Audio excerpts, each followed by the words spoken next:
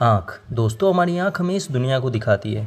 आँखों के कारण ही हम इस दुनिया को देख पाते हैं और इसे एंजॉय कर पाते हैं। आँख हमारे पांचों ज्ञानेंद्रियों यानी सेंस ऑर्गन में सबसे इम्पॉर्टेंट सेंस ऑर्गन है। आँख ना हो तो हमारे लिए ये पूरी दुनिया एक अंधेरी रात जैसी है। अब तो वैज्ञानिकों ने एक ऐसे चश्मा भी बना लिया है जिसे पहनकर एक अंधा इंसान भी इस दुनिया को देख सकता है और इस दुनिया को एंजॉय कर सकता है।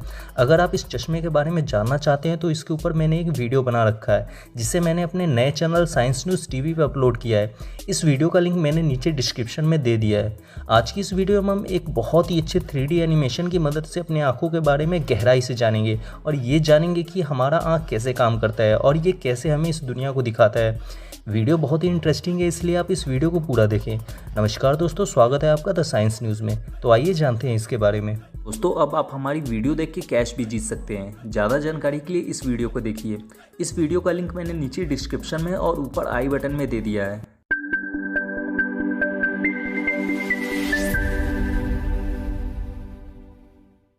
दोस्तों, पहले हम अपने आँख के पूरे पार्ट और उनके काम के बारे में जानेंगे और फिर हम जानेंगे कि कैसे हमारी आँख किसी चीज़ को हमें दिखाती है। तो चलिए पहले आँखों के पूरे पार्ट और उनके काम के बारे में जान लेते हैं। हमारी आँखों का ये जो सफ़ेद भाग है इसे स्क्लेरा कहते हैं। ये हमारे पूरे आँखों के गोल सर्किल में बहुत अंदर तक फैला हुआ है। हमारी आँखों के बीच में काले या भूरे कलर का ये जो बड़ा सा गोल भाग होता है इसे आइरिस कहते हैं। हर इंसान के आइरिस का कलर एक जैसा नहीं होता। किसी के आइरिस का कलर काला होता है तो किसी का भूरा, और किसी किसी इंसान के आइरिस का कलर ब्लू भी होता है। आइरिस के कलर के कारण ही हमारी आँखें ब्यूटीफुल दिखती है। आजकल की जनरेशन आइरिस का कलर चेंज कराने के लिए आँखों में कॉन्टैक्टेड लेंस का यूज़ कर रही है। आइरिस के बीच में काले कलर का एक छोटा सा गोल भाग होता है जिसे प्यूपिल्स कहते हैं। इसी छोटे से भाग से लाइट हमारी आंख में प्रवेश करती है। आइरिस का काम इसी छोटे से भाग यानी प्यूपिल्स को छोटा या बड़ा करना है। अगर हम किसी ज़्यादा लाइट वाली जगह या फिर कहीं धूप में जाते हो तो आइरिस प्यूपिल्स को छोटा कर देता है ताकि हमारे आँख में ज़्यादा लाइट ना जा सके। आँखों में ज़्यादा लाइट जाने के कारण हमारी आँखों के रिसेप्टर्स ख़राब हो सकते हैं, इसलिए आइरिस प्यूपिल्स को छोटा कर देता है। और जब हम किसी कम लाइट वाले या फिर अंधेरे में जाते हैं तो आइरिस प्यूपिल्स को बड़ा कर देता है ताकि ज़्यादा से ज़्यादा प्रकाश हमारी आँखों में जा सके और हमें दिखाई दे सके। आइरिस का काम हमारी आंखों में प्रकाश की एक सीमित मात्रा को भेजना है। आपने देखा होगा कि आप जब कभी ज़्यादा लाइट वाली जगह या फिर कहीं धूप से कम लाइट वाली जगह या फिर अंधेरे कमरे में जाते हैं तो आपको कुछ देर तक कुछ दिखाई नहीं देता होगा, फिर सब धीरे धीरे दिखाई देने लगता होगा।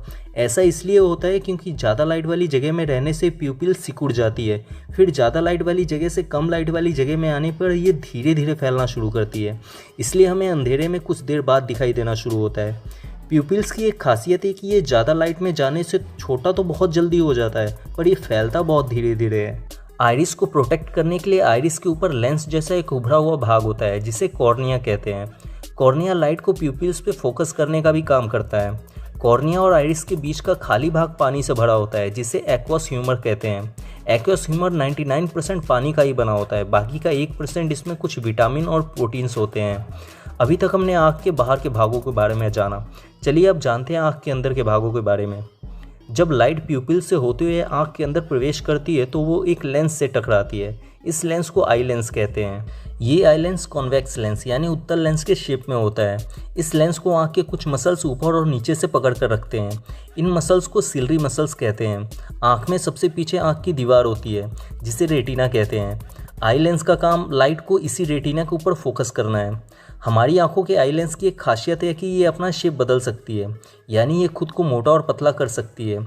ये ऐसा इसलिए करती है ताकि हमारे द्वारा देखे गए किसी ऑब्जेक्ट की इमेज रेटिना पर फोकस होकर बन सके। चलिए इसे डिटेल से समझते हैं।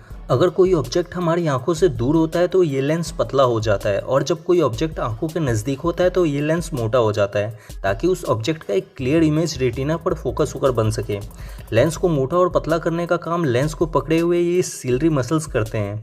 जब लेंस को पतला करना होता है तो ये सिलरी मसल्स इसे खींचकर पतला कर देते हैं, और जब मोटा करना होता है तो ये लेंस को लूज कर देते हैं।